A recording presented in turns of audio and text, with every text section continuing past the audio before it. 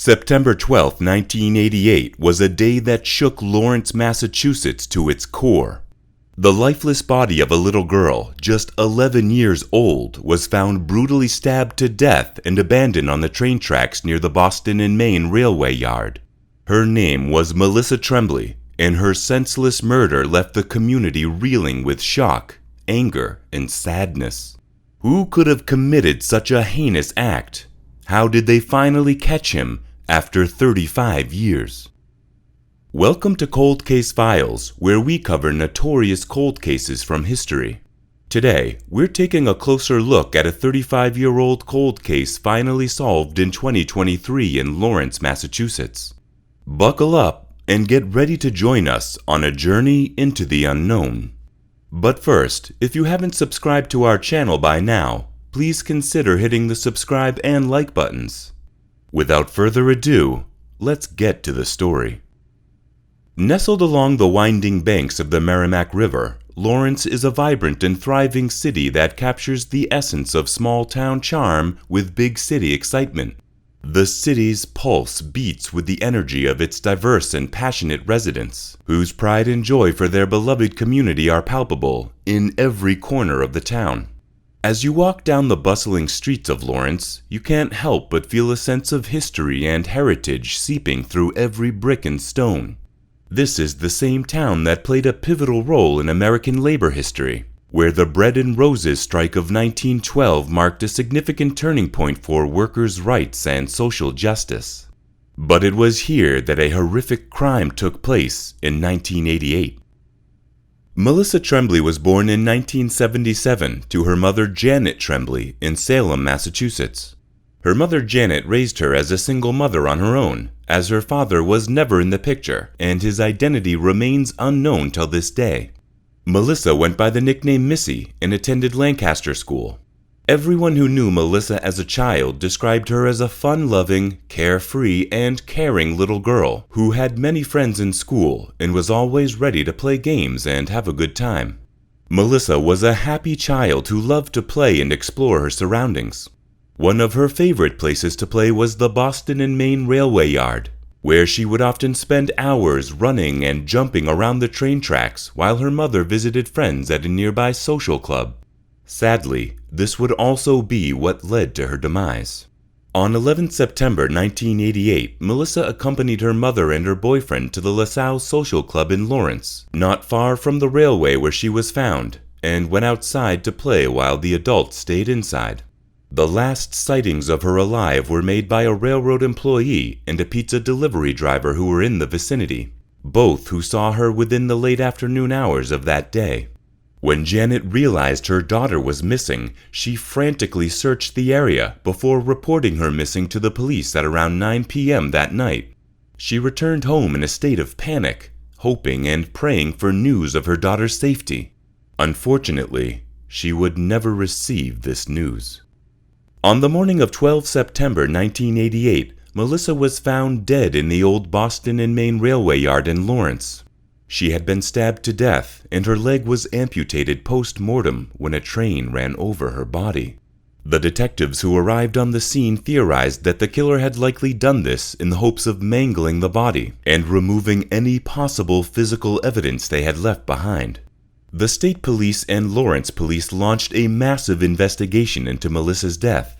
They combed through every inch of railroad yard and scoured other places, including the Lancaster Grammar School, where Melissa was a student. The community was in shock and disbelief that such a heinous crime could happen in their small town. The lead detective on the case was Lawrence police officer Detective Thomas Murphy. He was shocked at the brutality of the murder and decided to relentlessly pursue justice for Melissa. He and his team recovered physical evidence from the body and at the crime scene, but the nature of this evidence was never revealed. However, the forensic team that analyzed the body found that the nature of her stab wounds indicated that her killer was left-handed. Since no arrests were made at the time, it is assumed that the evidence they gathered was not viable to be used in the investigation then, which is why it was shelved for later when forensic technology would develop enough for it to be used. Numerous witnesses, suspects, and persons of interest were interviewed by the police, and the only lead they found was that there was a suspicious-looking van in the area Melissa was in the day she was murdered. But when they inquired further, no one was able to help them identify the van or its owner. Despite their exhaustive efforts, the police were unable to find Melissa's killer. The killer remained at large, and the community remained in fear. Melissa's family and friends were left to mourn their loss and try to come to terms with the unimaginable tragedy that had befallen them. And as time went by, they found no new leads. The case remained unsolved, and eventually the trail went cold. Finally, in 2014, over 25 years after the death of Melissa, the cold case was re-examined by authorities, and lead investigator Lieutenant Peter Sherva decided that the case should be reopened. After going over the old case files and reviewing the evidence left behind from the original investigation, the detectives knew what they had to do. A few years later, the evidence recovered from Melissa's body was submitted for testing, and in 2022, 33 years later, detectives finally had a suspect. On 26 April 2022, 74-year-old Marvin McClendon Jr., a former Massachusetts corrections officer, was arrested in his home in Bremen, Alabama for her murder by the Alabama State Police. While the nature of the evidence that was used to ascertain his guilt was never released to the public, the press release did state that the evidence recovered from the body was crucial in identifying him as a suspect. And then, when detectives probed deeper into his life, a whole set of incriminating details came to light. Although it is not clear how McClendon became a suspect in the case, or how the DNA testing was carried out, the result was a resounding success for the tireless work of investigators and law enforcement officials, who had been working tirelessly to solve the case for over 3 decades. Thanks to the DNA evidence, investigators were able to track McClendon down to his home in Bremen, Alabama, where he was promptly arrested and charged with being a fugitive from justice. The arrest was made on the evening of April 26, 2022, and marked the culmination of years of hard work, determination, and dedication on the part of law enforcement officials and investigators. While the details of how McClendon was finally brought to justice remain unclear, what is certain is that the use of DNA evidence has played a critical role in solving this long-standing cold case. McClendon was a retired Massachusetts Department of Corrections employee, but he wasn't working for the state in 1988. He worked for the department on 3 separate occasions from 1970 to 2002, but at the time of the murder was involved in carpentry work in Chelmsford, a locality close to Lawrence. Investigators discovered that McClendon had several connections to Lawrence, a nearby town where the young girl's lifeless body was found near a set of train tracks. Their investigation revealed that McClendon frequented various locations within Lawrence, including the Seventh-day Adventist Church situated on Salem Street. He also had a van that looked like one that witnesses saw Melissa Ann near on the day she disappeared. These findings shed light on McClendon's proximity to the location of the murder, prompting further inquiry into his possible involvement in the crime. In the year of 1988, McClendon, who was at the age of 41, had gained a reputation for being an individual with an uncontrollable temper, and was known to have a violent and aggressive nature when under the influence of alcohol. He was reported to have frequently visited strip clubs where he would engage in activities deemed inappropriate and disrespectful towards women. Furthermore, he was known to have indulged in sexual relations with women in the back of his van, which added to his already tarnished image. These facts were previously presented in a court hearing by Strasnick, his brother. Mr. McClendon was represented in his trial by a court-appointed attorney, Mr. Fazolt, since his arrest. However, during a hearing, a probation employee testified that Mr. McClendon did not meet the criteria for appointed counsel. During a hearing regarding the motion to dismiss filed by Henry Fazolt, McClendon's defense attorney, McClendon's own brother Strasnick argued against the motion. He presented evidence to counter Fasolt's claim that the DNA evidence collected was not sufficient to support a first-degree murder indictment against his client. According to court documents, the lawyer representing McClendon pointed out that his client had voluntarily provided a DNA sample to investigators during his initial interview with Massachusetts State Police Lieutenant Peter Sherber, which took place in Alabama back in 2021. Despite using a walker, McClendon made his way into the courtroom in Salem Superior Court on Tuesday, where he was seated next to his attorney, Fasolt. In the month of April in the year 2022, during a follow-up interview conducted by the authorities, McClendon vehemently denied any involvement in the tragic demise of Melissa.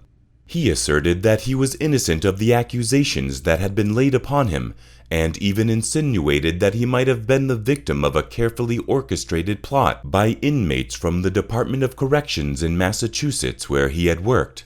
Such a statement was not only a blatant attempt to deflect the blame, but also a preposterous attempt to mislead the authorities. Strasnick pointed out that the DNA evidence was collected from the crime scene and matched the DNA profile of a male relative of McClendon. He argued that the probability of the DNA belonging to someone else other than McClendon was extremely low. Furthermore, he stated that the DNA evidence was only one piece of evidence in the case, and that there were other factors that supported the indictment against his brother. McClendon's attempts to absolve himself of any responsibility did not stop there. He went on to shift the blame to his own flesh and blood, his brother Strasnick, in an act of treacherous betrayal that demonstrated his willingness to throw anyone under the bus to save his own skin. His attempts to paint his own kin as the mastermind behind the crime spoke volumes about his own lack of loyalty and trustworthiness. Strasnick vehemently opposed the claim that his brother was a factually innocent person. He provided examples of McClendon's erratic behavior leading up to and following the murder, and argued that these actions were indicative of guilt. He also stated that McClendon had a history of violence as aforementioned, which made him a likely suspect in the murder case. This statement by Fasolt indicates that the investigation centered on McClendon instead of his family members, due to specific pieces of evidence that were available at the time. These included Mr. McClendon's left-handedness, his potential ties to Lawrence, his possession of a van in 1988, his lifestyle at the time, and his interactions with law enforcement during the investigation. However, the statement sounded suspicious, and this explanation was likely an attempt to absolve Mr. McClendon of any wrongdoing, and may have been a calculated and misleading move. During the court hearing, Judge Salim Tabit presided over a motion to dismiss the case against the defendant, Mr. McClendon, who had been charged with first-degree murder. The judge listened carefully to the arguments presented in the motion and took the matter under advisement, refraining from making an immediate decision. It is worth noting that the charge of first-degree murder is a very serious offense and carries the potential penalty of life in prison without the possibility of parole. As such, this case is being closely watched by all parties involved, and the outcome of the upcoming hearing will likely have a significant impact on the course of the trial. Fasolt has attempted in vain to secure McClendon's release on a $50,000 bond. At Middleton Jail, he is still being held without bond. Fasolt also stated that there were no eyewitnesses to the murder of Tremblay, and there was no evidence to suggest that McClendon knew her or had any motive to harm her. Despite this, McClendon has been held in protective custody in a cell at Middleton Jail. As part of his confinement, he is not allowed to leave his cell unless accompanied by a guard. This precautionary measure has been taken to ensure McClendon's safety and the safety of others, given the high-profile nature of the case and the potential risks associated with his involvement in it. By keeping him in protective custody, authorities can closely monitor his movements and interactions to prevent any potential harm or disturbances within the jail or outside. According to Sherry Carignan, a friend of Melissa who was present at McClendon's arraignment, she was only 10 years old when the crime occurred, and when she saw the defendant, she imagined a different person than what she saw in court. She described McClendon as a frail, old man. Melissa's other friend, Andrea Ganley, who preferred not to have her face shown, had a message for the defendant. Took the life of an 11-year-old girl, and then you went on for another 33 years walking free. And where was she? In a grave. According to a statement made by Danielle Root on behalf of Melissa Ann's family, Melissa was found dead in a train yard in Lawrence on September 12, 1988. Many people blame my aunt for Missy's death. While I don't believe that she made the right decision that night, that's between her and God. He made the decision to take a life that night for whatever reason, and he's finally going to face a judge and jury for that decision. A day after she was reported missing. The family had never expected that it would take 33.5 years to see someone arrested and brought before a judge for Melissa's murder. Despite this delay, the family is confident that the district attorney's office will be just as dedicated to prosecuting the case as the detectives were in their years-long search for the suspect, Marvin McClendon. According to a statement, Root stated that there had been a lot of emotion since the end of April when they were informed of the arrest, ranging from excitement to sadness to frustration and all over the place. They were thrilled to see the suspect in jail, but also very saddened that some of their family members, such as their aunt, grandfather, and others, were not alive to witness him facing justice. The statement went on to express gratitude to the police for their ongoing efforts throughout the years, and for the use of DNA technology that was not originally available to work the case. Root finished by saying that their family was looking forward to the case moving forward to the grand jury for indictment, and then on to the Superior Court to finally see justice served. Thank you for watching this video on how DNA has revolutionized the field of forensic investigation and helped solve numerous cold cases that had remained unsolved for years. As you have seen, DNA technology has been a boon for law enforcement agencies, allowing them to identify and apprehend perpetrators of heinous crimes that had remained undetected for decades.